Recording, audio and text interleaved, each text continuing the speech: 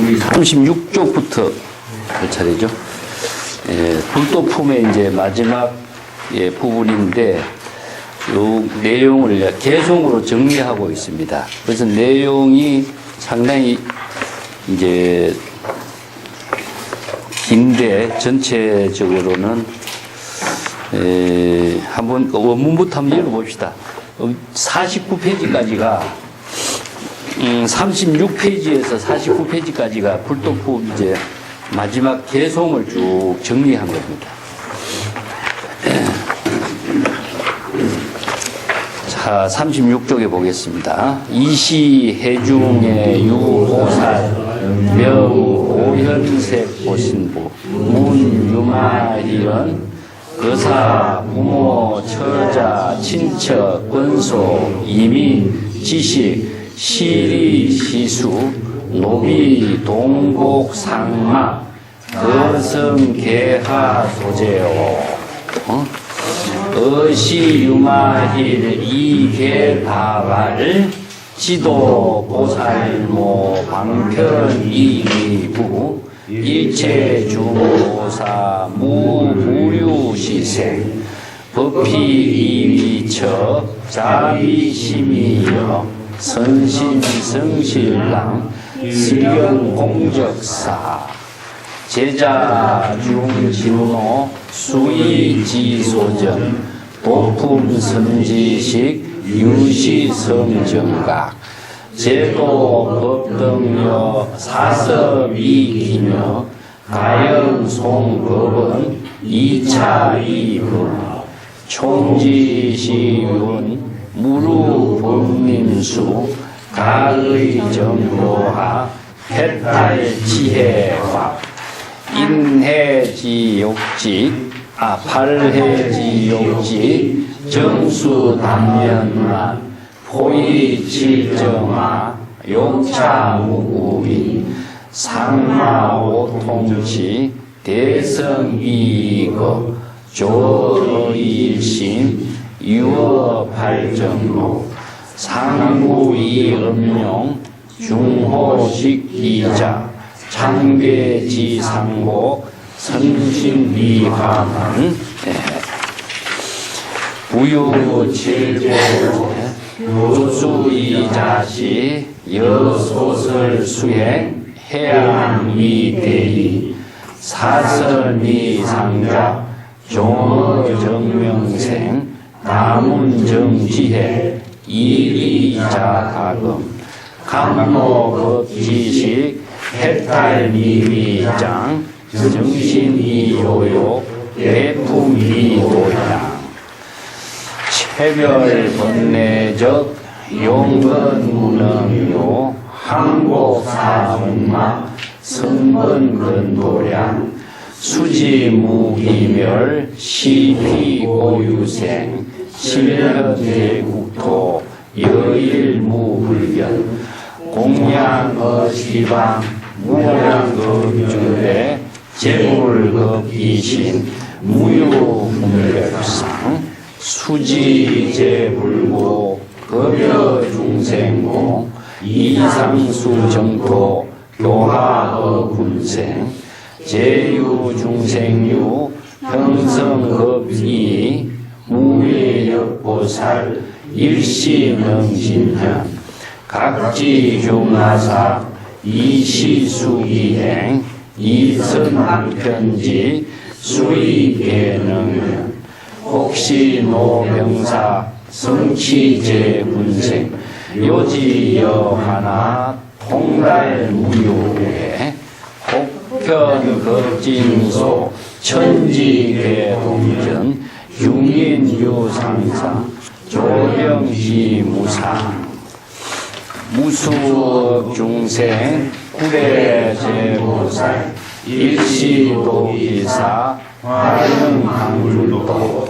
영서금주술 공묘제기에 진현행차사 요익제군생 세간중도법 실어중출가 인이해인호 이불타사년 혹자일월천 음왕세계주 혹시 작지수 혹부작중하 급중유진력 현작제약초 야유복지자 재병소 중도 급중유기근 현신작음시 선구피기갈 인균의인 급중유도병 위지기자신 화피제중생 영주무쟁지 야규대전진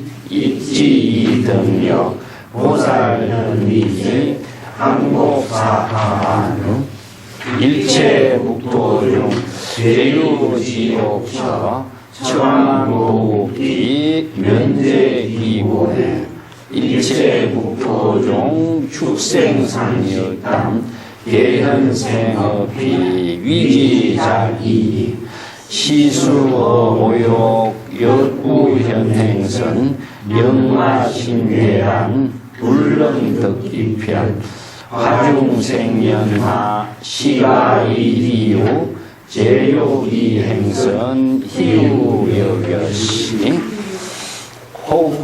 혹현자금녀 인재호색자 선의욕구현 후령인물도 호기음중주 혹자상인도 국사급대신 이우리중생 제유빈궁자 현장무진장 인이건노지 영발보리심 아심교만자 현현대역사 소옥제공고 영주무상도 기후공부중 거전이위한 선시이무의 후영갈도심 혹현이육욕 위육통선인 계도계융생 영주계정학 연수공사자 현이작곡동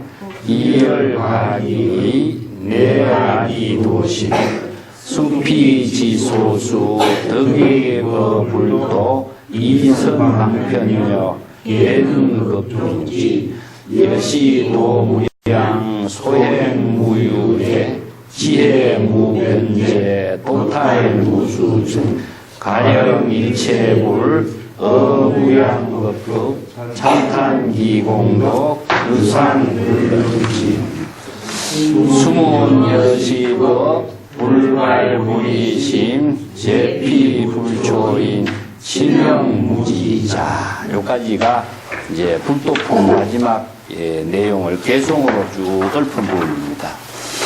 36쪽으로 되돌아가서 보겠습니다. 보현색신보살이 이제 유마거사에게 이제 질문을 한 내용에 대해서 유마거사가 그 질문에 대답을 전부 다 개송으로 읊었습니다. 이 경전에서 이걸 가타라고 하는데, 질문하고 대답하고 하는 내용을 이렇게 대화로서 쭉 이루어졌거든요. 그 이제 옛날에 모든 그 질문과 대답으로 해서 문답 형식으로 이루어지고 있기 때문에, 그 설법 그 자체가 사실상 거의 문답으로 이루어진 것이 중심인데, 여기서 개성으로 읊은 것은 이제 자신이 깨달음의 경지를 읊은 내용을 이제 쭉 개성으로 읊은 것은 노래로 읊은 거죠. 그래서 노래로 읊은 것은 옛날에 전부 다 애웠던 거죠. 그래서 법화경 같은 데나 다른 경전대 보면은 쭉 설법을 하고 대화를 하고 나서는 마지막에 가서는 또 개성으로 다 읊어요. 노래로 읊어요. 그래서 이제 그 내용을 개성으로 읊으면은 개성은 전부 다 노래로 읊기 때문에 항상 그걸 우리가 수지 독송하고 암송하는 것은 노래로서 기억을 하기 때문에 그걸 항상 기억하면서 사유하는 거죠. 그래서 이제 자문자답이라는 것이 생기죠. 경전에 우리가 법문할 때 자문자답이라고 합니다.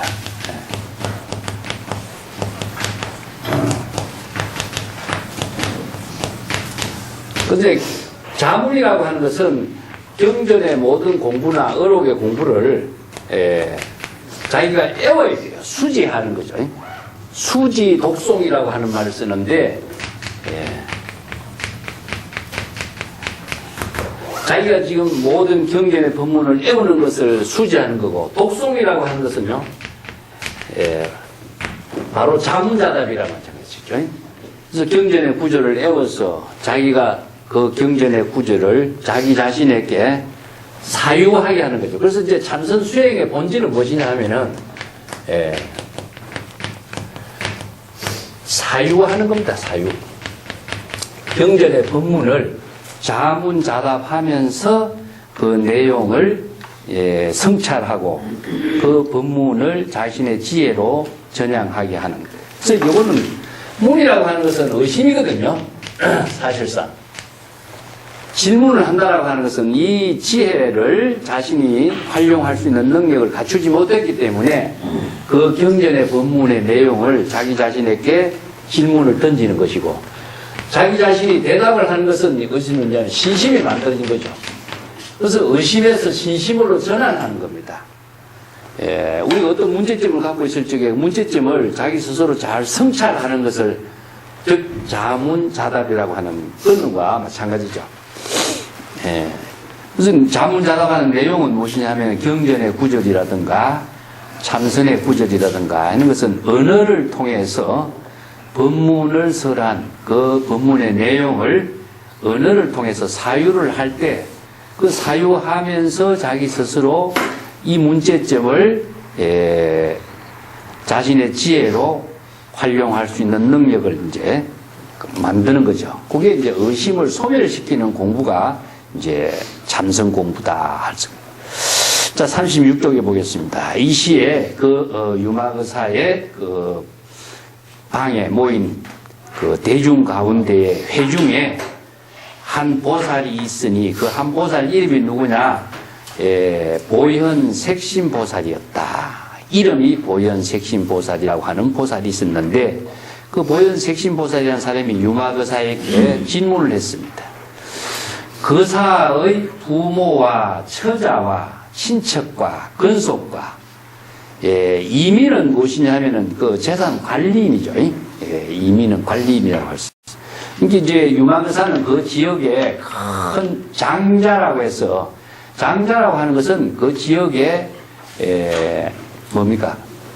모든 그 토지도 많이 소유하고 많은 사람을 고용하고 있고 그 지역의 재력가라고 할 수 있죠. 그죠?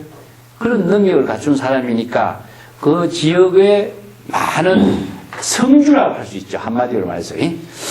그러니까 여기에 이제 처자, 친척, 아니면은 권속이라고 하는 것은 이제 그 일가 친척의 모든 사람들 말하고 또 이제 가족들도 권속이 들어가죠. 이민은 이제 그 재산이라든가 모든 사람들을 관리하는 사람이고, 지식은 무엇이냐 하면은 이제 아는 친지들을 말하고 있죠.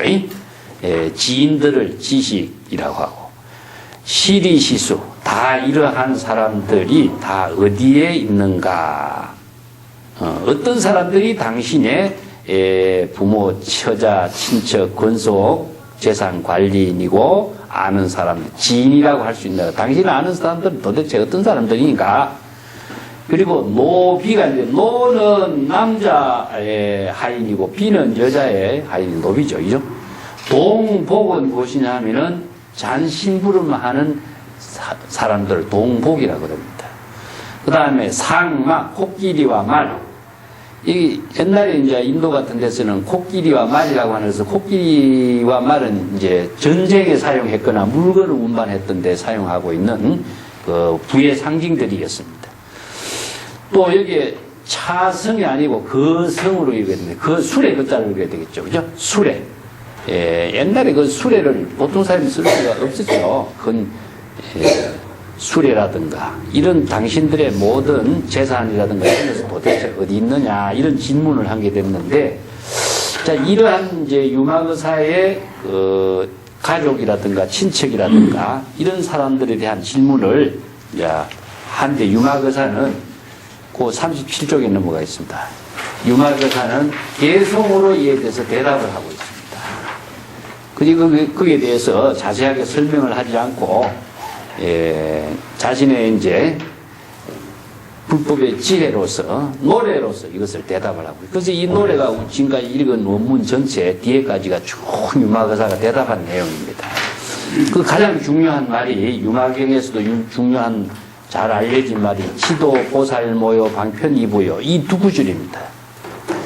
지도 하는 말은 바냐바라밀입니다. 이 바냐바라밀을 우리가 마하바냐바라밀이라고 했지만은 바냐를 지혜라고 지라고 하고 바라밀을 도 건너다 여기서 지도라고 그러는데 바냐의 지혜로 어디를 건너갑니까? 바로 중생의 고뇌에서 또 깨달음의 경지 피안으로 건너가는 거죠, 그죠? 그래서 차 안에서 피안으로 건너가는데 그 건너는 것을 이제 그 고해라고 표현하고 있어요. 비유법으로. 예. 차안이라고 하는 것은 사바세계를 말하고 있습니다. 사바세계 중생의 세계입니다.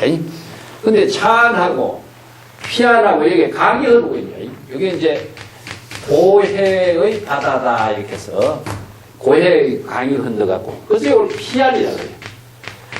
자, 이짝 언덕하고 저짝 언덕인데 피안은 어디냐면 열반의 세계, 깨달음의 세계, 아니면 부처의 세계. 이 때문에 차 안에서 피안으로 가는 데는 뭐가 필요하냐면 배가 필요하죠. 그죠? 배가 필요한 겁니다. 그래서 이걸 이제 배라든가 아니면 다리라든가 부랑이라고 해서 이제 뗏목이라든가 이런 것을 쓰는데 이것은 뭐냐 방편을 말하고 있습니다. 그래서 배가 방편이죠, 그죠? 예. 그래서 사바 세계에 있는 중생이 부처의 세계로 가는데 가장 좋은 지혜는 뭐냐? 바냐의 배다. 그래서 이제 사찰에 가면 배를 그려놨죠. 바냐 선이라고 해서 배를 그래서 이제 돌아가신 분들에게 49제 때 그런 것이 보셨습니까? 바냐능선이라고 배를 타고 사바세계를 건너서 열반의 경지에 이르도록 하는 그런 의식을 그래서 하는 겁니다. 그래서 바냐의 지혜로서 이 배를 타고 차 안에서 피안으로서 건너가다 이게 바람이래요. 그래서 바람일이라고 하는 것은 도라고 말을 쓰는 거죠. 그래서 바냐의 지혜로서 건너가다. 그래서 지도 이런 말씀입니다. 그래서 바냐, 바람일. 그래서 바람일이라는 것은 바람이 있다라고 하는 건데 바람이 있다라고 하는 말의 의미는 무엇이냐면은 완전하게 고해를 건너간 것. 바냐의 지혜가 이루어진과 동시에 사바세계의 모든 고통에서 벗어나서 열반의 깨달음의 경지에 이르도록 되는. 그래서 이제 불교에서 모든 공부는 바냐의 지혜를 이루는데 바냐의 지혜를 이루는 것은 바로 일체 개공의 경지죠. 자의식을 비우고 또 의식의 대상 경계를 비우는 아공 극공의 경지를 이루는 것을 말하는 겁니다. 즉 선에서는 그것을 무심의 경지가 되는 것. 그래서 바냐의 바람일의 지혜를 실천하는 것이 보살의 어머니다 이런 말씀인데 모체란 뜻입니다. 모체는 바냐의 지혜가 그 불교에서 이제 이 언어의 입장에서 보면은 보라주냐란 말을 쓰는데 이게 이제 바냐의 지혜, 보라주냐를 바냐의 지혜라는데 이게 여성명사예요. 여성명사. 그래서 이제 여성명사는 모체다 하는 것은 무엇이냐? 바로 모든 지혜를 생산하게 하고 부처를 이루게 하는, 부처를 출전하게 하는 모체다. 그래서 여성명사는 무엇이냐면 생산 능력을 갖고 있는 거죠. 그죠? 그래서 이제 어머니다 이런 말을 쓰지만은 모체란 뜻입니다. 바냐의 지혜를 실행할 때에 부처를 이루게 되는 것이다. 이렇게 해서 바냐바라밀을 실행하는 것이 보살이 부처를 이루게 하는 모체인 것이다. 보살이 바냐바라밀을 수행함과 동시에 자신이 바로 부처의 경지를 이루게 되는 거죠. 그래서 이제 어머니와 아버지로 표현해요. 그래서 여기에서 유마거사가 자기 아버지나 어머니 일가 친척을 이렇게 사람으로서 지명하지 않고 불법 수행하는 내용을 중심으로 해서 일가 친척을 쭉 설명하는 겁니다. 자, 어머니는 무엇이냐? 내가 반야바라밀의 지혜를 실행하는 것이 보살의 어머니인 것이요. 방편으로서 일체 중생을 구제하는 것은 바로 나의 아버지다. 그래서 이 유명한 고사가 나와요. 반야는 어머니요, 방편은 아버지다. 그래서 아버지와 어머니를 다른 사람은 세간에서 이야기할 적에는 사람을 이야기하지만은 융합의사는 자신이 불도 수행의 모든 지혜를 어머니와 아버지로 비유해서 이렇게 개성을 얻고 있는 겁니다. 그래서 방편이라는 것은 시절 인연에 따라서 우리들이 지혜를 실행하는 것을 방편이라고 합니다. 그래서 반야의 지혜를 지금 자신의 시절 인연에 따라서 방편의 지혜로서 실행하는 것이다. 그래서 반야의 지혜를 이제 다르게 뭐라 표현하냐, 문수의 보살로 반야의 지혜로 표현하죠. 그래서 이제 한 부처가 출현하면은 두 가지가 부족돼요. 하나는 뭐냐면은 지혜, 하나는 자비. 근데 지혜를 여기서는 이제 어머니에다 비유했고, 자비를 아버지에다 비유했는데, 여기서 불교에서는 문수보살을 어머니 반야의 지혜에다 비유하고, 또 보현보살을 아버지에다 비유해요. 그래서 한 부처가 구족하고 있는 것 자체를 이렇게 이제 의인화시켜서 이제 설명하고 있죠. 그래서 수없이 많은 보살이 등장하지만 부처의 지혜로 또 아니면 방편으로 작용하는 보살을 문수보살, 보현보살 이렇게 표현합니다. 그래서 뭐 관세음보살이라든가 대세지보살이라든가 수없이 많은 보살이 등장하는데, 자, 이것은 무엇이냐? 화신이죠, 화신. 화신으로서 이제 보살이 등장하는 겁니다. 법피로서 철을 삼고 자비심으로서 의식을 삼는다. 딸로 삼는다. 자, 위에 구절들 하면 일체의 모든 중생들을 다 깨달음으로 인도하는 것이니 이를 통해서 지혜와 방편을 구족함으로 해서 출현하게 되는 것이다. 이 생이라고 하는 것은요, 출생하게 됐다 이런 말이죠. 그죠? 일체 중생을 제도하는 스승으로서 지혜와 자비를 구족함으로 해서 이 부처가 출생한다.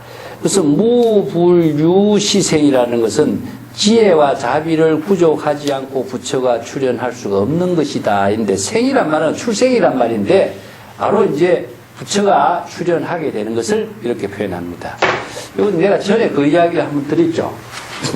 부처는 바로 원으로서 이루어지는 생이다. 원력으로서 출생하게 된다. 그래서 원생신이라고 그랬다. 원력으로서 출생하는 몸을 부처의 몸이라고 하고, 중생은 업생신이라고 내가 그랬죠. 그죠? 업으로서 출생한다. 그래서 불교는 모든 것이 이제 원력의 종교라고 하는 말을 쓰는데, 그 원력은 자신이 부처의 지혜를 성취하는 원력인 겁니다. 그래서 원생신과 업생신이라는 말을 쓰는데, 업은 무엇이냐 하면은 바로 생사윤회하는 번뇌 망념에 오염되었을 적에 생사윤회하는 업. 그래서 불교의 윤회는 업으로서 윤회를 하는 겁니다. 윤회의 주체는 무엇이냐 하면 업이죠. 부처가 되는 것은 무엇이냐? 원력으로서 부처를 이루는데, 원력은 바로 서원과 원력은 자기 자신이 중생의 모든 번뇌 망념을 여의고 진여 본심의 지혜를 이루도록 하는 원력을 세우는 겁니다. 원력하고 목적은 항상 다른 거죠. 목적은 마음 밖에서 구하는 것이고 원력은 자신의 마음 속에서 구해요. 그렇기 때문에 부처를 마음 밖에서 구하는 것은 부처를 구할 수가 없는 것입니다. 그래서 마음 밖에서 부처를 구한다, 깨달음을 구하려고 하는 것은 외도다, 그런 말씀입니다. 그래서 이제 자기의 마음 안에서 구한다는 것은 무엇이냐 하면은 자신의 참된 본심의 지혜를 이루는 것이 부처이기 때문에 자신의 본심의 지혜를 이루는 것이 반야바라밀의 지혜로서 이루어지기 때문에 바로 반야의 지혜를 구족하는 것이 바로 부처가 출생하는 것이 되는 걸 말합니다. 자, 그 밑에 구절 보겠습니다. 법피로서 이 철을 삼고 자비심으로서 딸로 삼는다. 그래서 법피라고 하는 것은 깨달음을 이루는 그 법락을 말합니다. 법락과 법피라는 말을 쓰는데, 전에 내가 이것을 한번 이야기했습니다만은, 발심을 하지 않고서는 우리가 원력을 실천할 수가 없어요. 법피하는 말은, 다른 말로 한다면은 법락입니다. 이거는 법피나 법락이라고 하는 것은 발심 수행을 통해서 이루어져요. 제가 발심 수행은 어떻게 이루어지는가? 중생의 번뇌 망심을 자각하는 것이 발심 수행이라고 그랬죠. 그죠? 그래서 발심 수행을 함으로 해서 이 법은 어떤 법이냐면은 우리들이 진여 본심으로서 여법하게 자신의 생명의 활동이 이루어지는 것을 말합니다. 자, 이걸 왜 우리가 법이라고 하냐? 진여 본심의 지혜가 여법하게 작용하는 것은 바로 부처의 지혜가 되기 때문에, 부처의 지혜를 이루는 것이 되기 때문에 자기 스스로의 깨달음을 이루는 그 경지를 법피라고 합니다. 법피 선열락이다 이런 말도 써요. 전문적으로는 자락을 이룬다. 우리가 이제 낙도가라든가 이제 선생들이나 비구들이 낙도란 말을 쓰거든요. 도의 깨달음의 경지에 그 즐거움이란, 이 즐거움이란 말을 쓰기는 좀 곤란한데, 도의 깨달음의 세계와 함께 이루어지는 것을 법피라고 해요. 그래서 법락이라든가 낙도라든가 이런 말을 쓰는데, 바로 도는 무엇이냐 하면은, 중생의 그 번뇌 망념의 삶이 아니라 지혜로운 자신의 깨달음의 삶을 이루는 것. 그래서 부처의 깨달음의 경지를 이루는 것을 법피, 법락, 자락 이런 말을 씁니다. 그래서 이제 발심을 통해서 상구보리, 즉 번뇌 망념을 자각하는 발심 수행을 통해서 초발심으로 정각을 이룬 경지가 바로 법락을 이루고 법피를 이루는 선열의 낙을 이루는 경지가 바로 자신의 처가 되는 것이고, 자비심으로서 중생을 구제하는 그 원력을 실천하는 것을 딸로 삼는다. 자, 법피를 처로 삼는 것은 상구보리고, 자비심을 딸로 삼는 것은 하와중생입니다. 예. 자, 이런 그 보살, 부처의 지혜로 보살도를 실행하는 것으로서 자신의 모든 가족을 이렇게 비유해서 설명을 하죠. 선심 성실남이여 필경 공적사라. 선심과 그 성실한 것을 아들로 삼고, 그래서 선심 성실은 무엇이냐 하면은 바로 이제 보살도를 실행하는 것이 십선행을 실천하는 것을 선심이라고 하고, 성실이라고 하는 것은 바로 진실된 삶을 사는 것을 성실이라고 그러죠. 그래서 십선도의 실천으로서 성실한 삶을 보살도로 실천하는 것을 자신의 아들로 삼고, 필경 공적, 필경 구경이죠. 구경의 공적사는 바로 일체 개공의 경지, 본래 무일물의 경지를 이루는 것, 열반의 경지를 공적사라고 합니다. 열반의 경지에 그 삶을 이루는 것을 자신의 열반의 집으로 삼는다. 이게 집이라고 하는 것은 항상 제가 번뇌 망념의 숲에서 본래의 집으로 되돌아간다 이야기했죠. 그래서 이 공적사라고 하는 것은 자신의 평안한 집을 말해요. 그래서 이제 본래 무일물의 경지의 집을 공적사. 공적이라는 것은 바로 열반의 세계를 공적이라고 하고, 그 열반의 경지의 집을 이루는 것을 공적사라고 합니다. 이런 말들이 이제 전부 다 불교적인 그 수행의 언어를 가지고 깨달음의 경지의 삶을 이루는 것을 이렇게 표현하는데, 법성계에서 기가, 수분, 덕량 이런 말 하죠, 그죠? 예? 이제 교재 내가 맨 밑에 써놨습니다. 공적사는 중생심의 번뇌 망령을 비우고 진여 본성의 본래 집으로 되돌아간 것을 말하는데, 진여 본성의 집은 번뇌 망념이 비워진 근본으로 되돌아간 것을 말하죠. 그래서 공적은 일체 계몽의 경지예요. 그 법성계에서 기가, 수분, 덕, 자량, 여기서 기가는 번뇌 망념의 숲에서 자기 집으로 되돌아간 것이 기가죠, 그죠? 예, 수분은 무엇이냐? 자기 집에서 분수에 맞고 시절 인연에 맞추어서, 이게 수분이에요. 이 수분은 무엇이냐? 분수에 맞다 하는 것은 자기가 받아들일 수 있는 능력, 시절 인연에 따라서 자신의 삶을 사는 본분사의 일, 요걸 수분이라 그래요. 그 다음에 덕자량이라고 하는 것은 자신이 그 양식을, 지혜로운 삶의 양식을 이루는 것을 이제 자량이란 말 쓰죠. 이걸 이제 선에서는 안신, 인명, 이런 표현을 합니다. 그래서 안신은 바로 몸과 마음이 평안한 경지를 안신이라고 하고, 인명은 무엇이냐 하면은 시절 인연에 따라서 자신이 지혜로운 삶을 사는 것을 인명이라고 그래요. 인명이라는 글자가요, 생명이죠, 그죠? 다른 말로 한다면 명이라는 글자는 생명 활동하는 겁니다. 근데 이 부처의 지혜로운 생명 활동하는 것을 명이라고 하는데, 인명이니까 생명 활동을 자신이 건립하는 거죠. 이게 남의 따르는 삶이 아니라 자기의 독자적인 삶을 스스로 건립하는 겁니다. 예. 자신이 자신의 삶을 창조하는 거예요. 그래서 이제 안신인명이라는 명자가 임재록에서는 수처작주 이런 말씀입니다. 예. 곳에 따라서 자신이 주인이 되어서 사는 겁니다. 우리가 삶을 이루는데 우리들의 모든 존재는 각자 각 외부의 힘에 의해서 생명활동하는 사람 없어요. 우리 본성이라고 하는 것은 본성이 지니고 있는 생명에 작용을 하고 있어요. 외부의 힘이 들어간다면 본성의 생명이 죽어버려요. 그렇기 때문에 외부의 힘이 들어가지 않고 외부의 힘을 받아들이지 않고 자체적인 생명활동을 하는 것을 수처작주 이런 말을 씁니다. 선에서는 이것을 이제 자신의 지혜로운 삶을 이루는 그 경지를 안신인명이라고 하는 거나 요 같은 말이죠.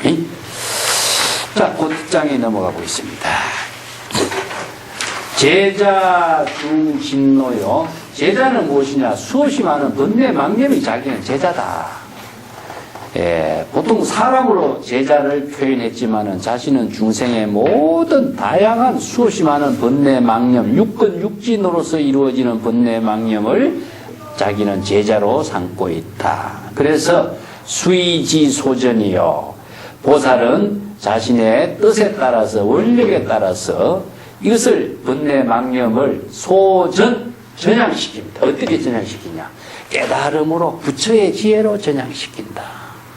그래서 수없이 많은 제자들을 지도하고 가르쳐서 그 수없이 많은 제자들을 보살이 되도록 하고 부처가 되도록 하는 것을 지도하는 그런 이야기로 비유한 거죠. 이것은 유마경에 우리가 앞에서 이야기했지만 열의 종이나 열의 종자, 열의 씨앗은 어디 있느냐? 바로 번뇌 망념이 바로 열의 씨앗이다, 종자다 이런 말을 했었죠. 번뇌 망념이 없으면은 우리가 부처를 이룰 수가 없다. 그래서 번뇌 망념을 다 없애려고 하지 말고 번뇌 망념을 두려워할 필요는 없다. 그래서 번뇌 망념이 바로 자신이 깨달음을 이루는 근본 종자나 씨앗과 같다. 그렇기 때문에 수없이 많은 제자는 다 번뇌 망념인 것이요. 그 번뇌 망념을 수의 원력행에 따라서 그 모든 번뇌 망념을 깨달음으로 다 전향하게 하는 것이요.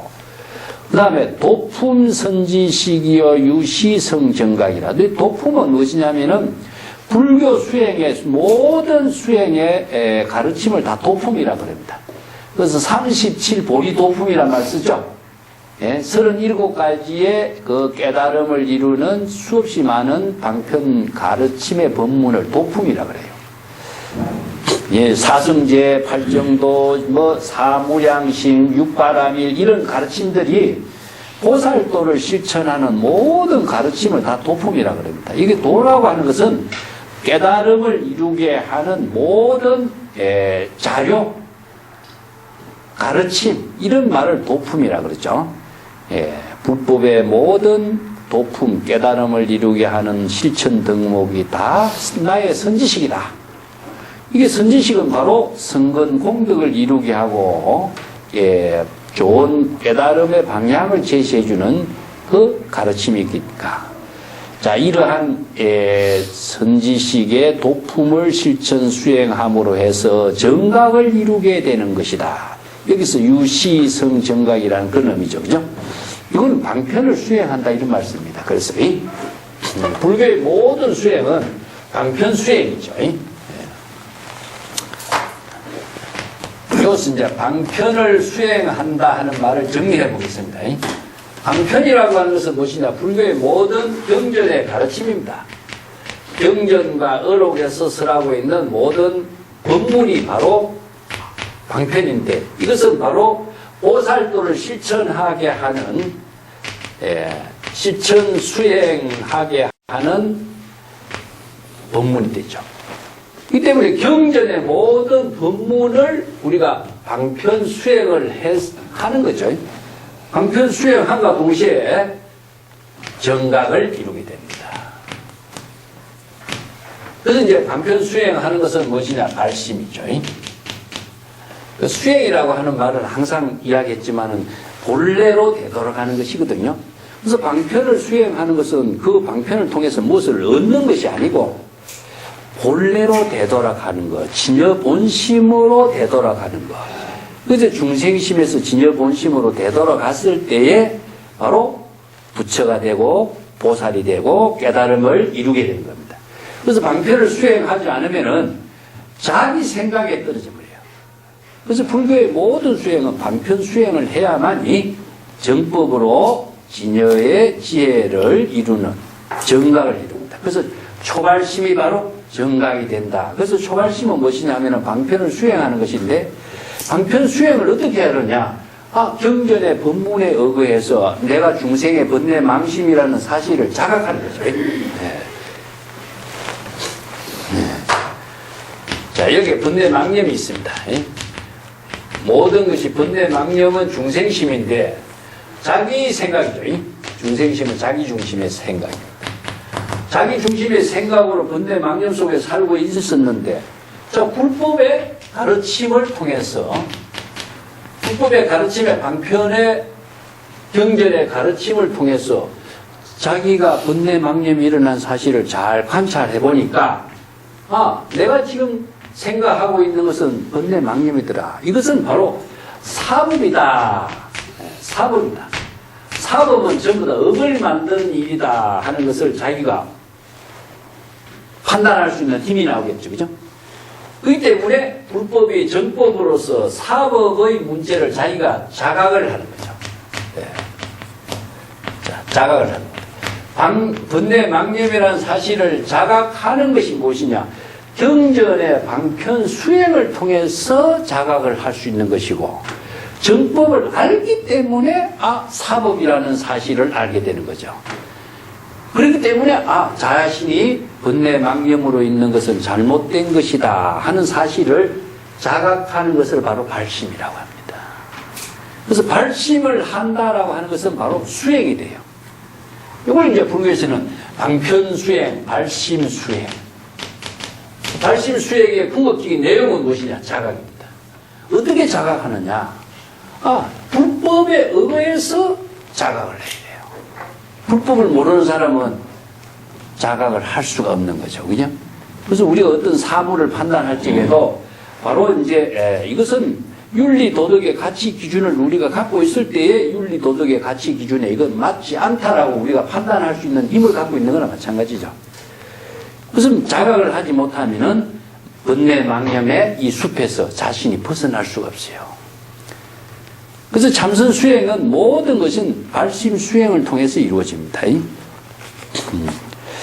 그 경전의 공부를 기본으로 하지 않고 불법의 공부를 기본적으로 하지 않고 우리가 참선 수행을 한다.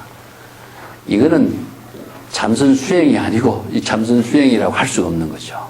그래서 수행할 수 있는 방편의 지혜를 갖추지 않고서는 수행을 할 수는 없는 거죠. 그래서 37 도리, 보리도품이라든가 팔정도, 사성제, 뭐 여러 가지 경전에서 설하고 있는 모든 가르침의 법문이 자신을 깨달음으로 인도하는 선지식이요. 또 이러한 선지식의 가르침에 의거해서 내가 발심 수행하니까 정각을 이루게 되는 것이다. 그래서 광경에서 이 구절을 초발심이 바로 정각이다. 이런 말씀입니다. 예. 제도법 등위력 사섭이 기녀라 가영송 법원의 2차 이 음악이요. 그래서 이제 제도법 이어라 하는 것은 여기도 제도법 하는 것도요. 도라고 하는 것은 아까 반야바람이라고 그랬죠. 그죠? 예, 모든 불법 수행의 실천 등목을 통해서 그것이 바로 자기 자신이 불법 수행하는 도반이 된다. 여라고 하는 것은 도반입니다. 친구예요.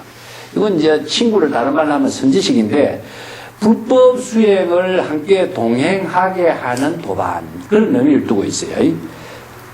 그래서 이제 제불도 수행의 반야의 지혜를 이루게 하는 도법은 무엇이냐? 보통 6바라밀 내지 10바라밀 이런 말이죠. 대성보살의 수행으로서는 6바라밀이 가장 기본이고 10바라밀은 무엇이냐 하면은 불보살이 구족하고 있는 능력을 10바라밀이라고 그러죠. 6바라밀은 우리가 너무 잘 알고 있는 거 보시, 지계, 인욕, 선정 뭐 이런 것을 6바라밀이라고 그러죠.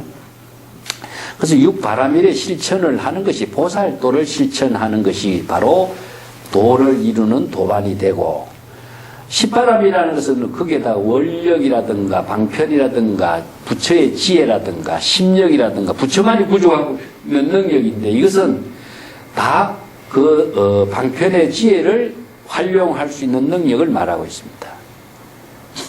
그 다음에 사서법으로서 기녀로 삼는다. 사서법은 애어라든가 자비행을 하는 실천하는 것, 보살도의 자비행을 실천하는 네 가지인데 애어는 무엇이냐 하면은 좋은 말씨로 설법을 하는 것이고 이타행이라는 것은 원력을 세워서 자기 이타를 함께 실천하는 것이고 동사섭이라는 것은 중생과 함께 자비를 함께 나누는 것을 동사라고 해요. 똑같은 평등한 입장에서 자비행을 실천하는 것을 동사섭이라고 하죠.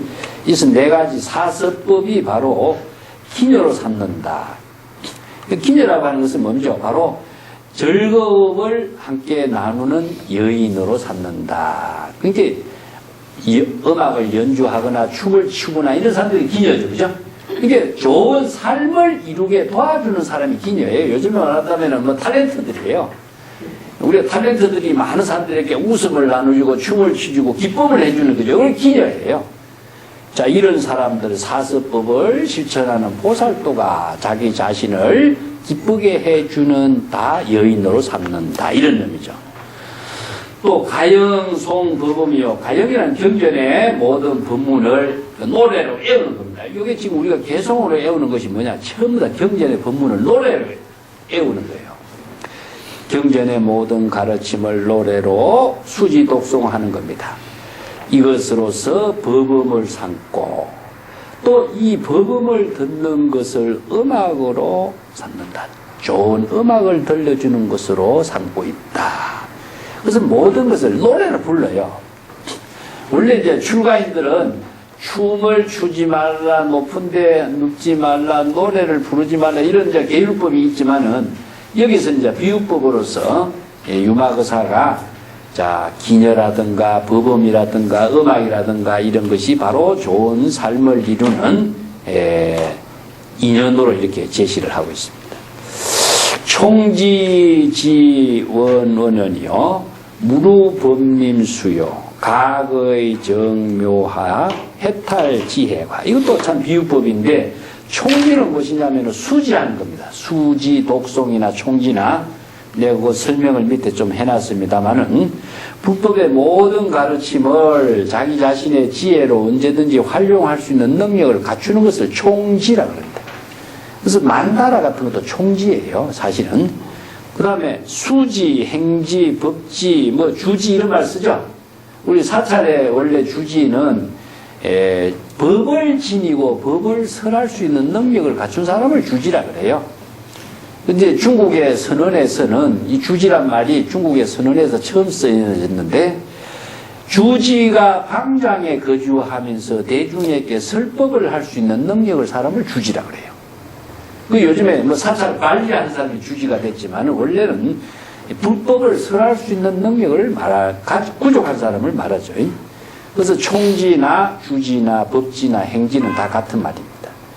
그래서 불법의 깨달음을 이루은 지혜를 구족한 것으로서 여기서 원이라는 것은 불국토를 말하는 거예요. 불국토는 이제 깨달음의 경지, 정토의 세계 이런 말을 이제 원이라고 그래요. 동산이란 뜻이고 공원이란 뜻이죠, 그죠?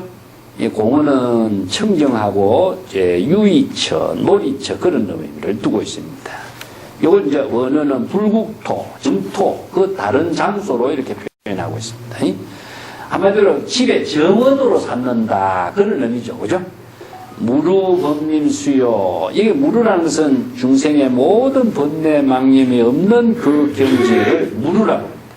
유루는 무엇이냐면 번뇌 망념에 물이 새는 것이고, 무루는 물이 안 새요. 물이 안 새기 때문에 번뇌 망념으로 번뇌 망념이 완전히 없는 경지예요.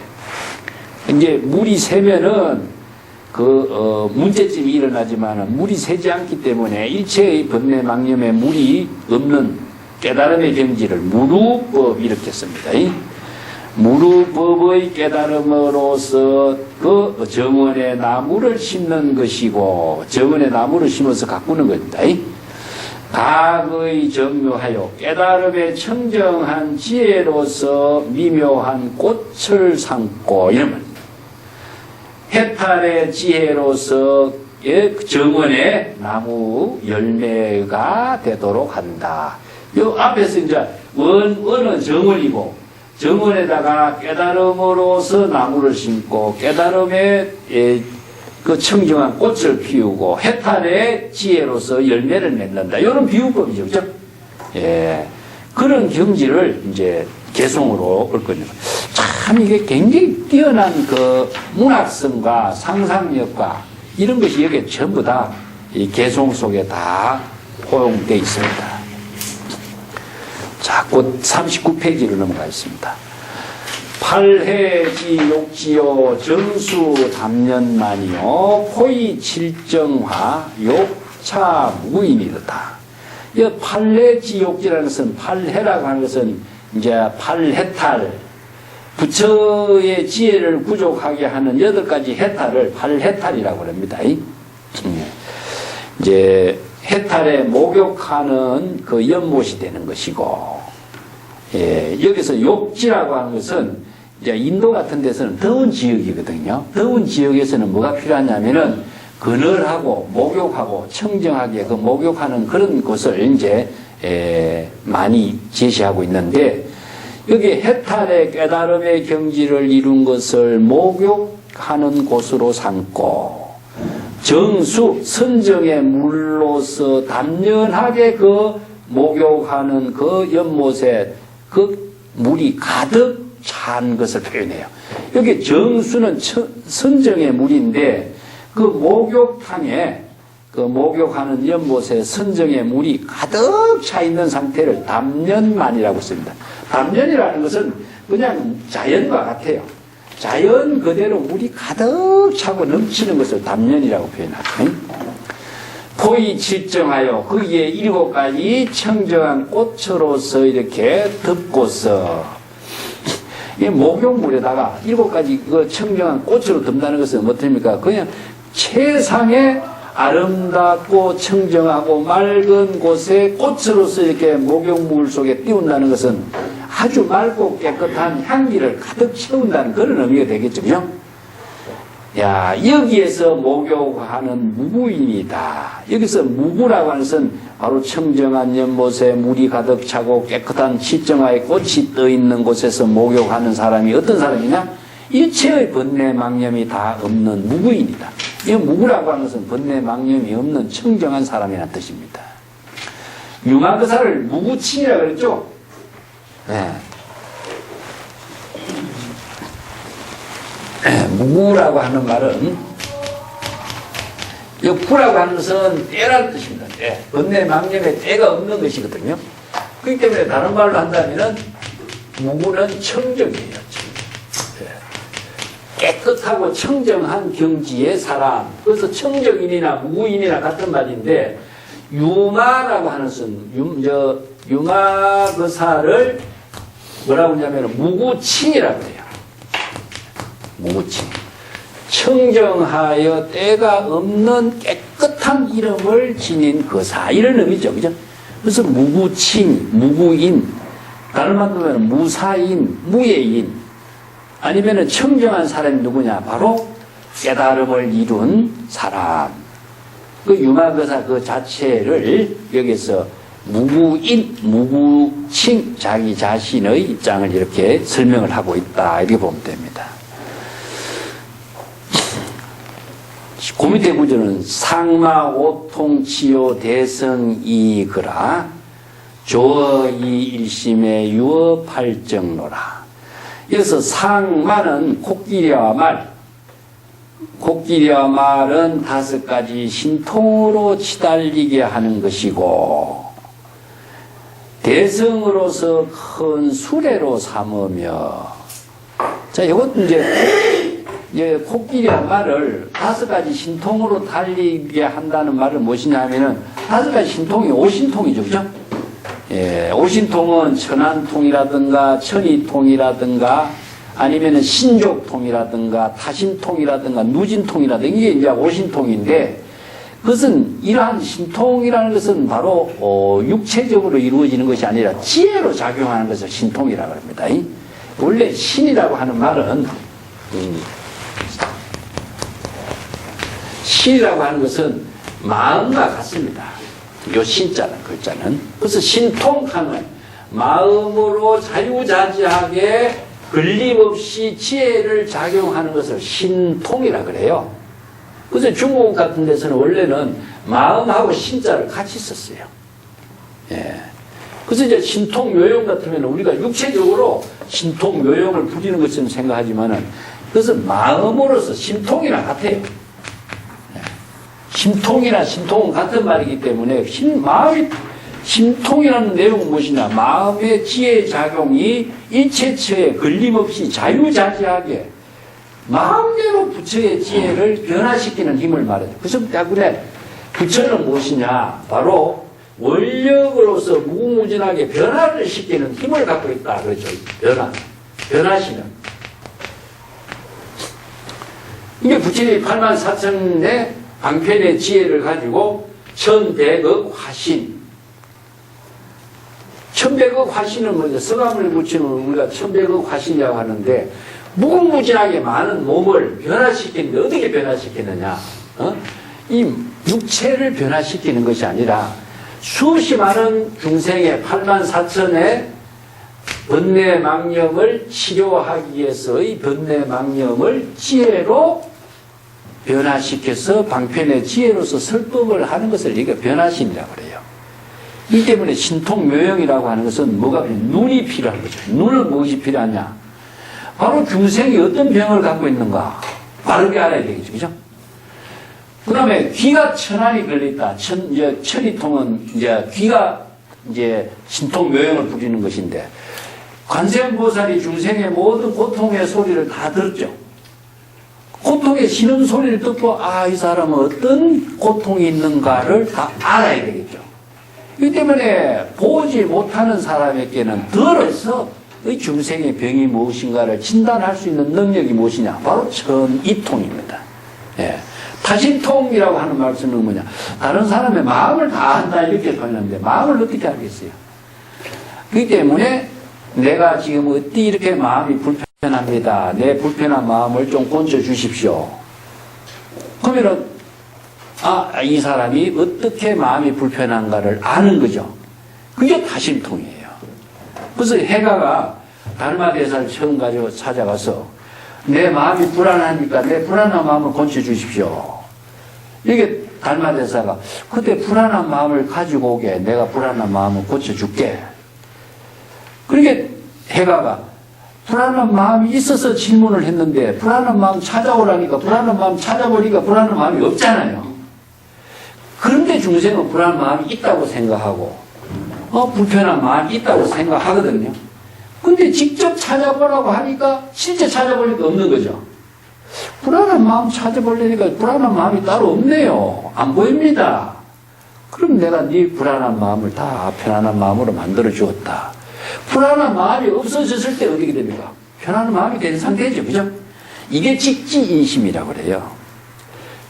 바로 불안한 마음을 다 소멸시켜서 본래 평안한 마음으로 깨닫도록 제시해 주는 것이 이게 이제 타심통의 법문이에요. 그래서 이제 모든 법문이 중생의 병이 무엇인가를 진찰할 수 있는 안목이 있어야 그 안목에 맞추어서 처방을 할 수 있는 겁니다. 처방하는 것이 무엇이냐? 바로 천백억 화신인데 이것이 바로 신통이에요. 신통. 우리 교회에서는. 그래서 신통이 육체적인 신통이 아니라 지혜로운 신통입니다. 지혜의 신통으로서 중생의 병을 자유자재하게 진찰하고 또 치료하고 또 번뇌망념에서 벗어날 수 있는 그 설법을 해주는 그 지혜를 이렇게 신통이 부족했다 이런 말씀입니다. 자, 여기에서 코끼리와 말은 다리는 움직이는 동물이죠. 그것도 움직이는 것이 뭐냐? 신통에다가 비유해서 설명을 하고 있어요. 대성으로서 수레를 삼고 대성은 큰 수레를 말하고 있죠. 소성과 대성이 있는데 대성은 수없이 많은 중생들의 정을 함께 탈 수 있는 수레고 소성은 혼자밖에 못 타는 수레예요.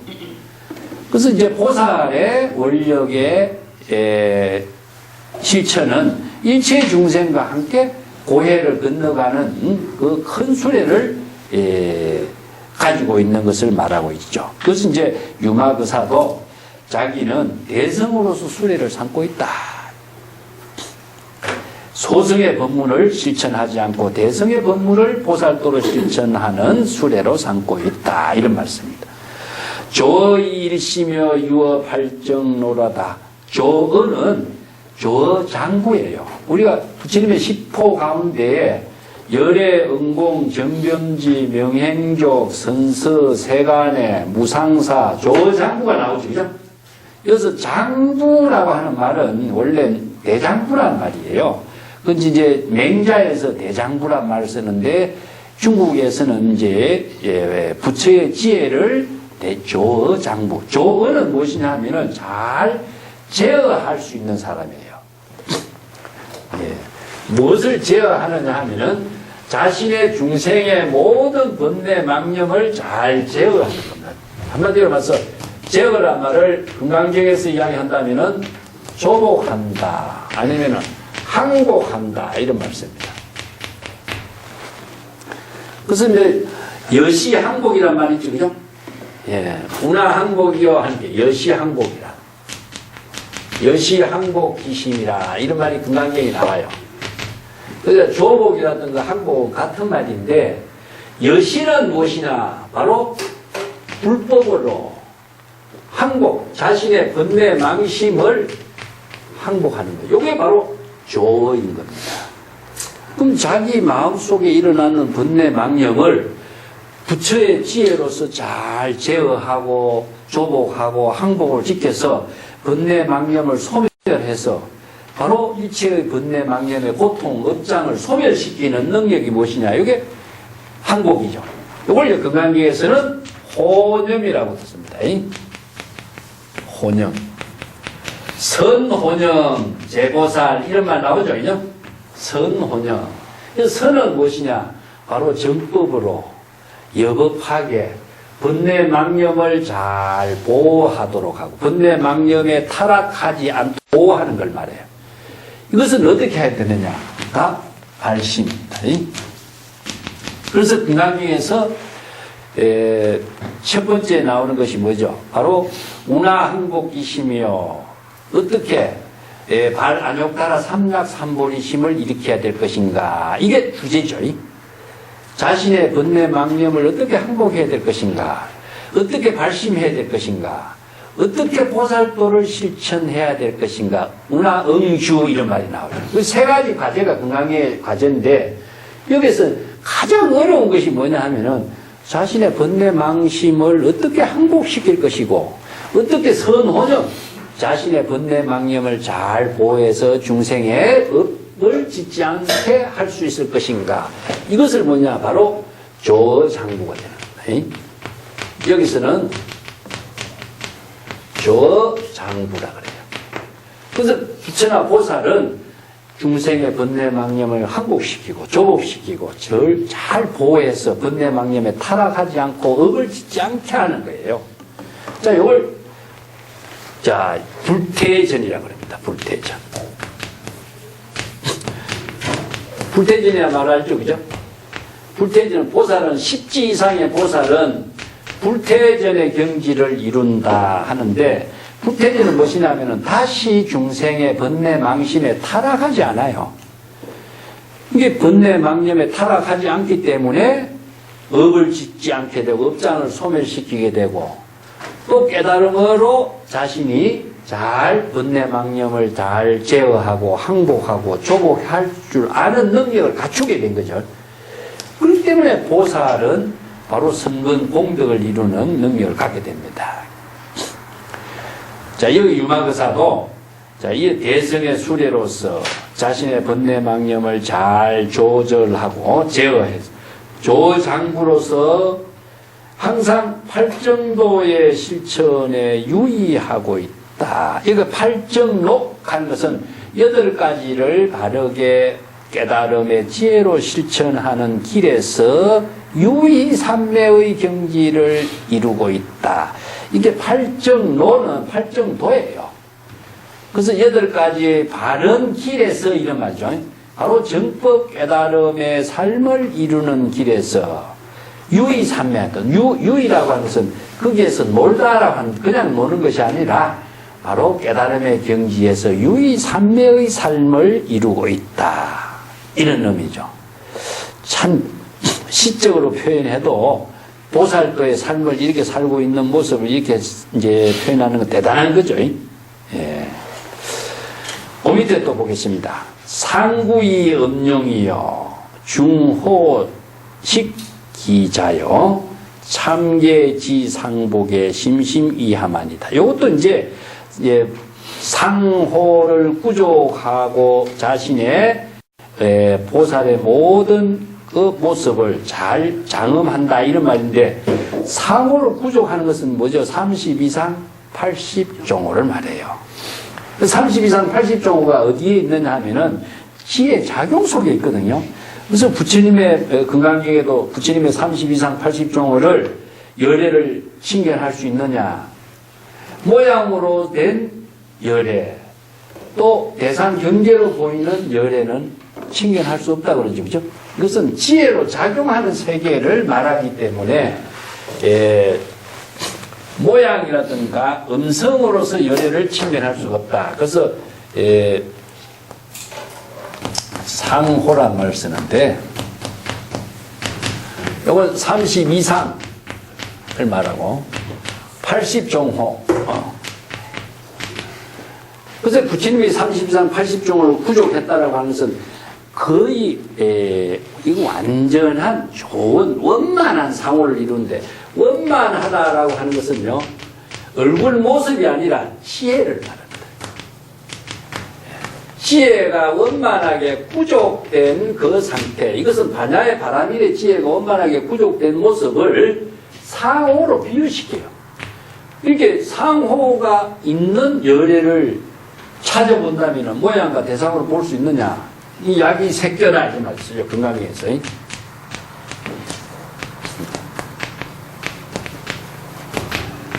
그러니까 어떤 형상으로 이루어진 열애를 찾을 수가 있느냐? 찾을 수가 없다 그러죠. 형상으로 이루어진 30 이상 80종호는 없어요. 이 때문에 30 이상 80종호는 지혜가 원만하게 부족된 모습을 이야기하고 있습니다.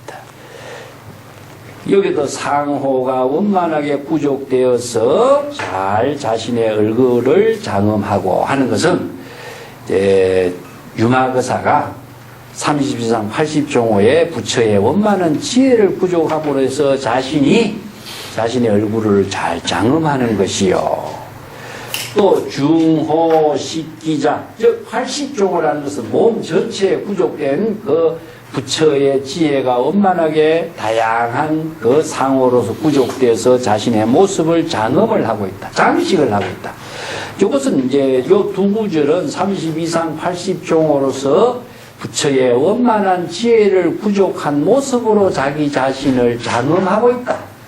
열애의 모습으로서 부족된 모습을 장엄하고 있다. 이렇게 표현한 거죠. 그 다음에 참계지상복이요. 참계라는 것은 부끄러움을 말합니다. 이 부끄러움이라는 것은 한마디로 말해서 겸손인데, 이 부끄러움은 스스로 부끄러움을 자각하는 걸 말해요. 무엇을 부끄럽냐? 자신을 겸손한 경지를 만드는 것을 이렇게 참계라 그럽니다.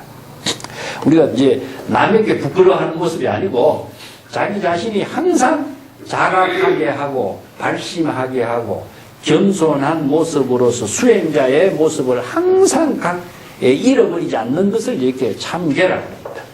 자신이 수행자의 모습으로서 항상 겸손한 모습으로 자각하는 것을 좋은 옷으로 장엄하는 것이 되고, 심심임하만이요. 또 심심은 무엇이냐면은 깊은 마음이라는 것은 무엇이냐 하면은 바로 청정한 그 지혜의 마음을 말해. 청정한 진여 본심으로서 자신의 삶을 화만 꽃으로 장엄된 경지를 만든다. 이건 신심은 바로 신심과 같아요. 깨달음의 마음이나 같은 말입니다. 자, 앞에서 30 이상 80종호는 지혜가 부족된 것이고, 겸손한 그 경지에서 자신을 자각하는 것은 항상 자신의 몸을 옷으로서 이렇게 잘 입고 있는 모습으로 비유했고, 깊은 깨달음의 마음으로서, 부처의 마음으로서, 꽃으로서 꽃다발을 삼는다 하는 것은, 꽃이라고 하는 것은 성불을 말합니다. 성불. 깨달음의 경지. 꽃이라고 하는 말은 참 불교에서 여러 가지 표현을 하죠. 그래서 이제 가장 대표적인 것이 뭐냐? 화음이라고. 화음. 그래서 이 화엄경에서 화음은 무엇이죠? 수없이 많은 꽃으로 장엄됐다. 여기서 꽃다발이나 화음이나 같은 말이죠. 그래서 비로자나 부를, 비로자나 부처를 바로 수없이 많은 꽃으로 장엄된 그 경지로 표현하고 있죠. 그래서 비로자나 부처는 어떤 경지냐? 바로 이체의 모든 깨달음으로서 이루어져 있는 경지이기 때문에 두 가지의 기능을, 상조의 작용, 지혜의 방면을, 그래서 태양에 표현합니다. 비로자나 부처는 바이로차나 태양이에요. 태양. 태양의 묘용을 항상 비추는 작용을 했어요. 빛을, 이제 광명을 비추는 거죠. 비로자나 부처의 지혜의 광명이 항상 비추어 잠시라도 비추는 작용을 멈춘 적이 없어요. 이걸 뭐냐? 여여라. 여여. 열애. 항상 비추는 작용을. 그래서 열애라. 이게 불교에서는 열애, 여여, 여시 이런 말을 씁니다. 그 다음에 어디에 비추냐? 일체의 모든 중생에게 비추기 때문에 보조라. 보조. 그래서 일체의 모든 곳에 이체의 모든 법계에, 이체의 모든 중생의 세계에 두루 비추어요. 그렇기 때문에 이 광명을 비추는 역할과 비추어지는 대상의 세계가 불의의 평등을 이루어요. 불의 평등의 세계를 이루면서 비로자나 부처의 지혜 광명이 붙죠. 그래서 우리가 해인사 같은 데 보면 대적광전이라고 법당에다가 그 대적광전이라고 붙이는데 비로자나 부처님이 봉안된 곳이라는 뜻이죠. 그래서 해인사에서 비로자나 부처님이 봉안된 그것은 해인산매를 이루어서 일체의 모든 곳에 항상 태양의 지혜의 광명이 비추고 이 지혜의 광명이 일체의 모든 중생 법계에 두루하기 때문에 이 모든 태양의 광명의 빛을 받아서 생명활동을 하도록 하는 그 작용을 해요. 그래서 이제 비춘다라고 하는 것은 자기가 수용하는 게 아니에요. 그죠? 보통 우리가 불교 공부를 하고 보살도를 공부하는 사람은 내가 이것을 수용하기 위해서 불교 공부하고 수행하는 사람은 이건 불법을 모르는 사람이에요. 모든 사람들과 함께 불의의 경지에서 불의의 평등하게 그 작용을 지혜를 함께 나누는 거죠. 그렇기 때문에 우리가 행복이라고 하는 말 쓰는 것은 나눔에 의해서 이루어지는 행복인 것이지 자기가 수용하면서 행복을 이룬다는 것은 없어요. 근데 인문학이라고 하는 것 자체가 그렇습니다.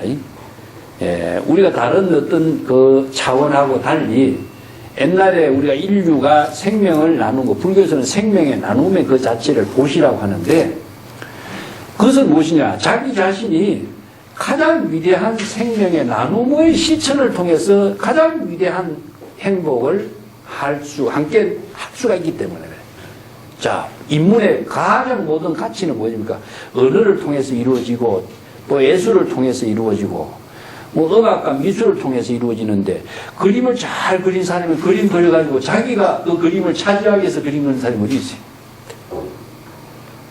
그 그림을 많은 사람들께 나누기 위해서 그리죠. 음악을 작곡을 열심히 하는 사람이 자기가 그 음악을 혼자 듣기 위해서 작곡합니까? 많은 사람들에게 그 음악을 함께 나누기 위해서 작곡하는 거예요. 그 소설을 쓰는 사람이 자기가 소설을 열심히 쓰는 것은 자기 혼자 그 소설을 읽기 위해서 소설 썼냐? 아니잖아요. 뭐냐? 자기가 한 곳에 철저한 열심히 지혜의 광명을 비추어서 많은 사람과 나누는 거예요. 이게 불교의 사상이 바로 영기의 법칙에 의해서 한 모든 생명의 나눔을 불교에서 보시라 그래요. 보시. 나눔에 의해서 자신이 위대한 삶을 이루고 위대한 그 지혜를 함께 나눔으로 해서 행복을 함께 같이 실천할 수 있는 덕을 이게 불교에서는 보살도라고 하는 겁니다. 예. 그래서 꽃다발을 나눈다 이런 말 쓰죠. 그래서 화음이란 말이 가장 중요한 말이에요. 근데 연꽃이 또 하나 우리가 불교에서 꽃으로서 중요하죠. 그죠? 그래서 연꽃의 꽃은 무엇이냐? 법화경이에요. 그 법화경. 법의 꽃이다 이런 말씀입니다. 법의 꽃. 이 법은 어떤 꽃이냐 하면은 진여의 법이에요. 불법의 꽃은 부처의 꽃은 어떻게 이루어지느냐 하면은 중생의 세계에 있으면서도 중생의 진흙탕에 물들지 않는 꽃이에요. 그래서 이 법은 무엇이냐? 바로 무루법이라든가 무위법이라든가 진여법 이런 법을 씁니다.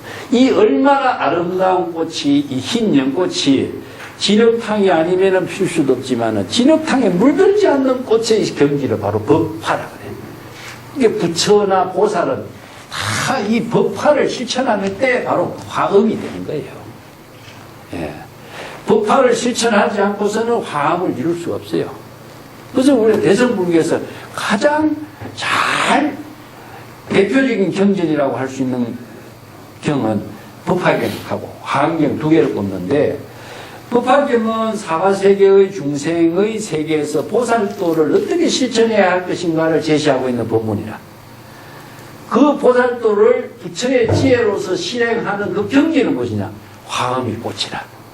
그래서 이 화엄은 꽃다발이고 법화는 보살도를 부처의 지혜로 실천하는 꽃이다. 그 비유법을 그래서 쓰고 있습니다. 자, 그 뒷장 보겠습니다.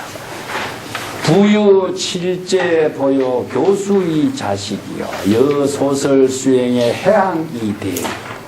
자, 자신이 그 부귀와 부유함은 7가지의 제보를 부족하고 있는 것인데, 7가지 제보라고 하는 것은요, 그 불교 수행에서 7가지 제보를 내가 그 밑에 줄을 달아놨죠. 그죠? 자, 신심하고 계법을 잘 지키는 것이고, 참게, 참은 이제 참여하는 것이고, 걔는 부끄러움을 느끼는 겁니다. 이게 겸손을 실천하는 거예요. 이게 부끄러움이나 겸손이라고 하는 것은 자신이 허물을 스스로 볼 수 있는 안목이 있어야 돼요. 근데 자신의 부끄러움과 과오를 볼 수 있는 안목이 없으면은 교만에 떨어져요. 그래서 번뇌 망념을 볼 수가 있어야 발심을 하는데, 번뇌 망념을 볼 수 없는 교만에 떨어지면은 발심을 못해.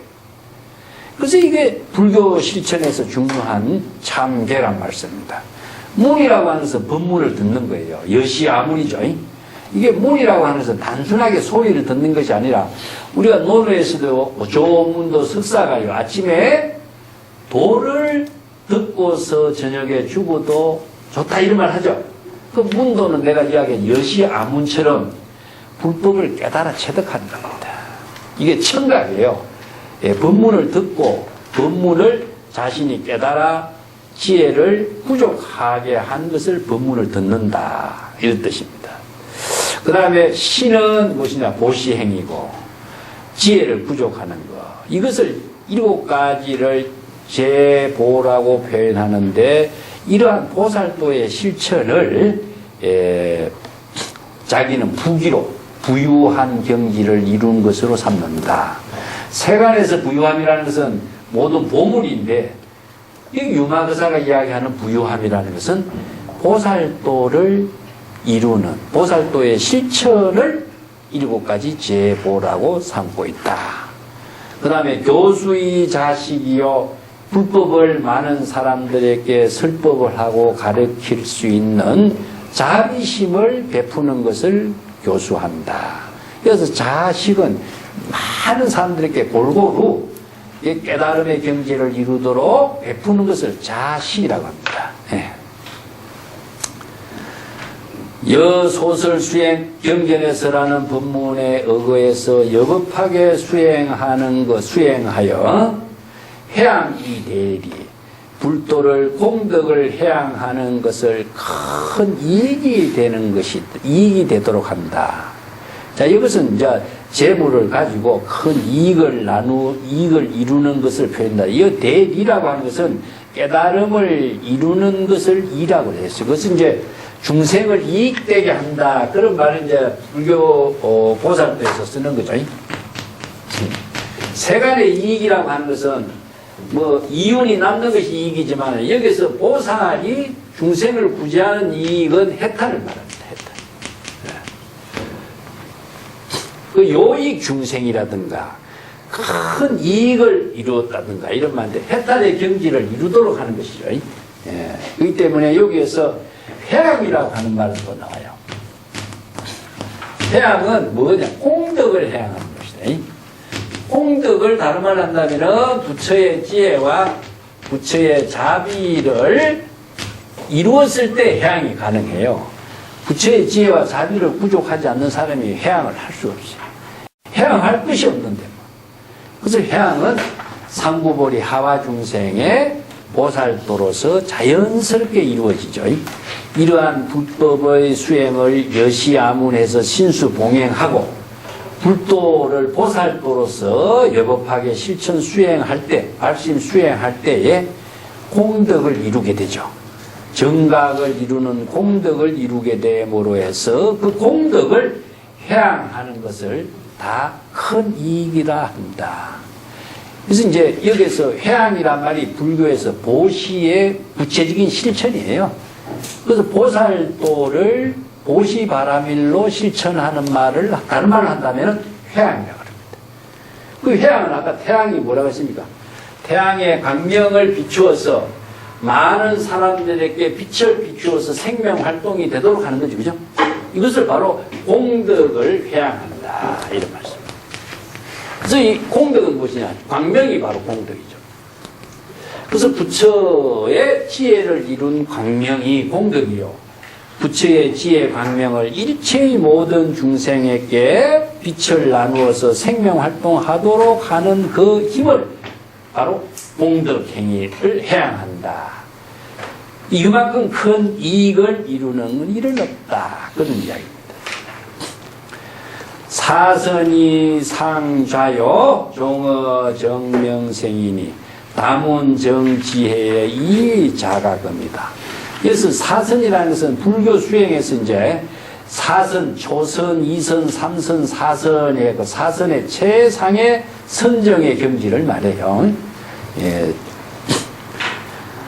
네 가지 선정을 가지고 깨달음을 이루는 상자. 여기서 이제 상자라는 것은 법자 이런 말입니다. 그래서 우리가 법자나 상자라고 하는 같은 말인데 설법을 하는 곳이 뭐니까 바로 법자죠. 그죠? 불법, 예, 설법자라든가 이런 것이 다 법자를 말합니다. 그 이제 선성이 수행하고 있는 것을 바로 법상이라든가 법자라든가 이런 수행 공간도 이런 말로 표현하는데 그것이 바로 단순한 자리만을 이야기하는 것이 아니고 깨달음의 경지를 이렇게 표현해요. 사선의 깨달음의 경지를 가지고 법의 자리로 삼고 청정한 지혜, 정명은 청정한 지혜 작용의 생명으로서 보살도의 삶을 실행하는 것을 생이라고 합니다. 이 생은 부처가 이루어지는 것도 생이라 하고 또 지혜로운 생명을 실천하는 것도 생이라고 해요. 그래서 생이라고 하는 것은 사와 연결되는 말인데 이런 용어들은 굉장히 줄여서 쓰는 말이에요. 사는 무엇이냐? 중생입니다. 생은 무엇이냐? 부처예요. 그래서 죽어 있을 때는 우리가 중생심으로 있을 때는 우리의 마음이 죽어 있어요. 한마디로 중생심으로 살 적에는 죽어 있다. 왜 죽어 있냐? 부처의 생명이 죽어 있는 겁니다. 그래서 부처의 생명의 마음이 살리도록 하는 것은 뭐냐? 부처. 그것은 자각밖에 없어요. 그래서 자각하게 하고 발심하는 것은 자신의 마음이 중생심으로 부처의 지혜의 광명, 지혜의 생명이 죽어있기 때문에 살리는 작용을 해요. 그래서 이제 생이란 말을 쓰는데 생불 이런 말을 쓰죠. 살아있는 부처로 만든다든가 작불 부처가 되도록 한다든가 성불을 하게 한다든가 이 생과 같은 말을 이제 기자라도 쓰고 발자라도 쓰고 신자라도 씁니다. 이런 것은 좀 전문적인 용어인데 자 기심 아니면 기신 이런 말을 씁니다. 그래서 우리가 대선 기실론 하죠. 그죠? 예. 죽어있는 중생심을 되살리게 하는 것 이런 말이죠. 부처의 지혜로 되살아나게 하는 것. 발심은 뭡니까? 예? 죽어있는 우리들의 중생심을 부처의 마음으로 깨달음으로 되살아나게 하도록 하는 거예요. 이게 발심이에요. 여기 발자라든가 기자라든가 신이라든가 생이라든가 이런 말은요. 여기에 이렇게 죽어있는 마음, 중생심의 마음이죠. 그래서 죽어있는 마음을 사심이라고 그러고 이렇게 표현하는데 그래서 이제 참선 수행할 적에도 삭부로 참고하지 말고 활구로 참고하라 이런 말씀입니다. 활구. 여기 이제 생은 무엇이냐? 활자와 같은 말이에요. 그래서 삭부를 참고하면은 중생이 돼요. 이게 우리의 진여 본심이 죽은 업을 짓는 말 법문으로 참고하는 거예요. 이거 중생이 되는 것이고 활구로 참고하라 하는 것은 우리 진여 본심이 지혜의 작용으로 되살아나도록 참고하는 말 활구 참고라 그래. 이 활구 참고는 뭐냐? 여법 수행이 되는 거죠. 삭구로 참고하는 것은 무엇이냐? 자기 마음대로 중생심으로 수행하는 것은 삭구 참고돼요. 이게 여법하고 정법으로 수행하야만이 활구 참고가 되는 겁니다. 이게 여기에서 한마디의 법문을 여법하게 수행할 때 깨달음이 이루어지고, 여법하지 못하면은 아무리 그 수행이라고 하더라도 수행이 아니고 바로 업을 짓게 되는 것이고, 또 진여 본심이 중생심으로 죽어버린 거예요. 그렇기 때문에 정법 수행, 여법 수행이라는 말은 바로 청정한 불심의 지혜가 되도록 하는 것을 말합니다. 그래서 여기서 청정한 진여의 생명으로서 여법하게 작용하도록 하는 것이다. 여기서 정명생, 이런 언어들은 번역이 굉장히 어렵습니다. 여기 불법을 모르면은 한자만 가지고 번역하면 오역이 되버려요. 그래서 명이라고 하는 글자도 내가 전에 여러 번 이야기했습니다만은 명이라고 하는 글자, 우리가 팔정도 할 때 정명이라는 말을 하죠. 정명. 정명이라는 것은 바른 지혜의 생명에 작용이 되도록 하는 겁니다. 이거는 뭐냐? 바른 지혜로운 생명이 되도록 하는 것을 바로 생활. 바른 지혜의 생활이 되도록 하는 거예요. 그래서 명이라는 그런 의미를 갖고 있습니다. 예. 그 죽어있는 생명이 바로 진여 본심의 지혜로운 생명으로 되살아나게 하는 것을 바로 명이라고 하는데, 이걸 명이라는 글자가 생명의 작용이 바로 지혜의 생활, 생명으로 이루어지도록 하는 거예요. 여기에서도 그런 의미를 두고 있습니다. 가문정지혜요. 여러 가지 많은 법문을 듣고 깨달아 체득하는 것은 지혜를 정장시키는 일이요. 이것으로서 자각의 음으로 삼는다. 깨달음을 이루는 범음으로 삼는다. 여기서 문이라고 하는 것자는 우리가 불법을 여시아문하는 겁니다. 그 이제 안한존자가 부처님의 법문을 많이 들었다. 다문제일이다. 이런 말을 쓰는데, 많은 법문을 듣고 많은 지혜를 구족했다라고 하는 것과 같은 의미죠. 그 문이라고 하는 것은 문도와 같습니다.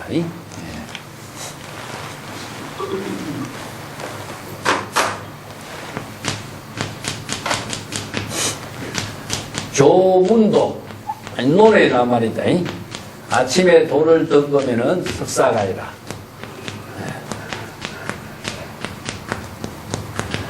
아침에 도를 듣고 저녁에 죽어도 좋다. 이런 말은, 아침에 도를 듣는다라고 하는 말은 도대체 뭐냐? 응? 이 도가 무엇이냐? 도를 듣고 저녁에 죽어 좋다는 말이냐? 이것은 아침에 도를 깨닫다. 이 도는 무엇이냐는 겁니다. 도는. 그러면 바로 인이의 그 오상을 실천하는 지혜를 구족하는 것을 도를 깨닫다라고 그러죠. 그래서 유교에서 이야기하고 있는 도는 오상이라고 인, 이, 애, 지, 신이라고 하는 5가지 실천 덕목이 있죠. 그죠? 이 5가지 실천을, 오상의 실천을 할 수 있는 지혜를 자신이 구족하는 것이 바로 도를 듣는 경지죠. 그 경지에서 바로 도를 실천할 수 있는 능력을 구족하는 걸 말이에요. 근데 이제 논어에서는 이렇게 했지만 불교에서는 이 문이라는 글자는 여시아문입니다. 예. 우리가 경전의 모든 부분이 여시아문이에요. 여시 이와 같이인데 이것은 바로 진여의 지혜로 법문을 듣습니다. 법문을 듣고 깨달음을 이룬 경지를 여시아문이라고 그러죠. 그래서 수없이 많은 다양한 법문을 듣고 지혜를 정장하는 것이요. 그래서 일사일지란 말을 씁니다. 이게 이제 불교에서는 한 가지 일을 통해서 한 가지 지혜를 구족한다. 일사일지예요. 일사일지라는 것은 뭐냐? 한 가지 사건을 중심으로 해서 한 가지 지혜를 구족하기 때문에 84,000가지의 번뇌망념의 사건을 84,000가지를 구족하게 하는 지혜를 갖춘 겁니다. 그래서 한 가지 일, 사건, 문제를 해결하는 방편의 지혜가 많은 지혜를 부족하는 거예요. 그래서 수없이 많은 번뇌 망념이 수없이 많은 번뇌 망념을 극복하게 하고 번뇌 망념의 병을 치료하는 지혜, 방편의 지혜가 됩니다. 이게 경전 한 두 가지를 알고서 많은 지혜로 부족했다고 할 수가 없어요. 많은 법문을 듣고 많은 법문을 사유하고 자문자답함으로 해서 스스로 그 지혜를 부족하게 되는 것이죠. 자, 이 자각은요, 이러한 모든 가르침의 법문을 스스로 자문자답해서 깨닫게 하는 법음으로 삼는다. 이게 법음이라는 것은요, 자기 남의 소리를 듣는 게 아니에요. 우리가 보통 법문을 듣는다라고 하는 그 문도의 참된 의미를, 이 문이라는 글자를 우리가 귀로 들을 적에는 어떻습니까? 남의 말을 귀로 들을 적에는 소리로 들리죠, 그죠? 근데 이 소리는 귀로 듣고서 흘러가 버려요. 절대로 자기를 지혜로 만들고 깨달음에 만들게 하는 힘이 없어요. 우리가 하루 생활하는 가운데 엄청나게 많은 소리를 듣지만 여러분 그 소리를 기억하고 있는 사람이 있습니까? 우리가 잠시를 움직여도 차 소리, 음악 소리, 모든 소리가 들리는데 소리 다 지나가 버리죠. 생각해 보세요. 지나갑니다. 그렇지만은 자기의 소리를 듣는 것, 이것이 바로 아문이에요. 자기가 자신의 소리를 듣는 겁니다. 내가 지금 하는 소리를 여러분들이 귀로 듣지만은 그것이 자기가 그 소리를 들어야 진정하게 그 소리가 사유하는 소리가 되고 자각하는 소리가 되고 지혜로 만드는 소리가 돼요. 그게 바로 불교에서 말하는 유심의 철학이라고 합니다. 그래서 아무리 귀로 들리는 소리는 그냥 지나갑니다.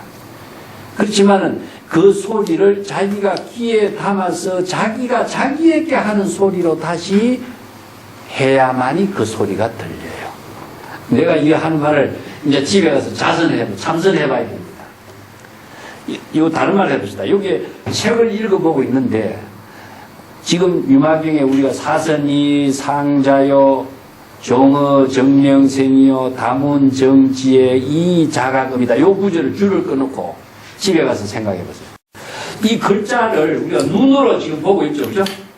눈으로 보고 있지만은 눈으로 보고 있으니까 여러분들이 이 글자를 귀로 듣고 있는가 생각해 보세요. 눈으로 보는데 눈으로 보고서 이해하는 것입니까? 아니면은 이 글자를 읽고서 자기가 읽는 소리를 자신이 듣고 자신이 그 자각하면서 이해하고 있는가를 한번 생각해 보셔야 돼요. 우리가 보고 듣는 것 자체가 함께 이루어져요. 함께 이루어지는데 보는 것과 동시에 자신이 마음으로 읽고 있습니다. 읽고 있죠. 읽고 있는 소리를 마음의 귀로 여러분들이 들어야 이것이 들리는 겁니다. 자신이 마음의 눈으로 읽고 마음의 귀로서 읽고 마음의 입으로 읽어야 마음의 귀로 이것이 들려요. 이게 문도예요. 그렇지 않고서는 이게 안 들립니다. 그렇기 때문에 남의 소리가 아무리 지나가도요, 그 소리는 내가 그냥 스쳐 지나가 버리고 말아. 바람이 스쳐 지나가는 거나 그와 똑같습니다. 그래서 여기 문도의 참된 의미는 자신이 그 소리를, 자신의 마음의 소리를 자신의 마음의 귀로 듣는 거예요. 그렇게 해서 이것을 우리는 자각이라고 해요. 자각이라고 하고, 참선에서는 이것을 참선이라고 하고, 이것을 다른 말로 한다면 선에서는 사유라고 해요. 사유. 왜 이런 말을 썼냐? 유심이기 때문에. 불교는 모든 것이, 불교뿐만 아니에요. 사실은 유심의 오직 마음의 작용으로 이루어진 세계이기 때문에 그래요. 마음의 작용을 통해서 우리가 깨달음도 이루고 지혜도 이루고 내용을 정확하게 이해하고 사유하고 하는 판단력이 나와요. 그냥 들리는 소리로 갖고는 절대 이것이 나오지 않습니다. 예. 그것은 자기가 음미한다, 사유한다라고 하는 것은 자신이 다시 읽고 자신이 다시 그것을 듣고 자신이 다시 사유하는 겁니다. 그래서 자문자답이란 말을 그걸 내가 썼죠. 자문자답하지 않고서는 이 지혜를 만들어내지 못해요. 아무리 좋은 말이라도 마음이 없으면 그게 들리지 않고 아무리 좋은 말이라도 마음이 없으면 그것이 보이지 않는 겁니다. 예. 그와 똑같은 현상을 이야기하고 있죠. 요 구절은 한번 자기 자각하는 법음이 된다. 자신의 깨달음을 이루는 법음이 어떻게 이루어지는가 하는 것을 한번 참고해 보시고 오늘 여기까지 하도록 하겠습니다. 그래서 참선 수행이라는 말을 우리가 쉽게 하지만은 이런 자각하게 하고 자신의 소리를 사유하면서 스스로 자각하는 지혜를 활용할 수 있는 그 경지를 이루면 참선 안 돼요. 자, 마치겠습니다.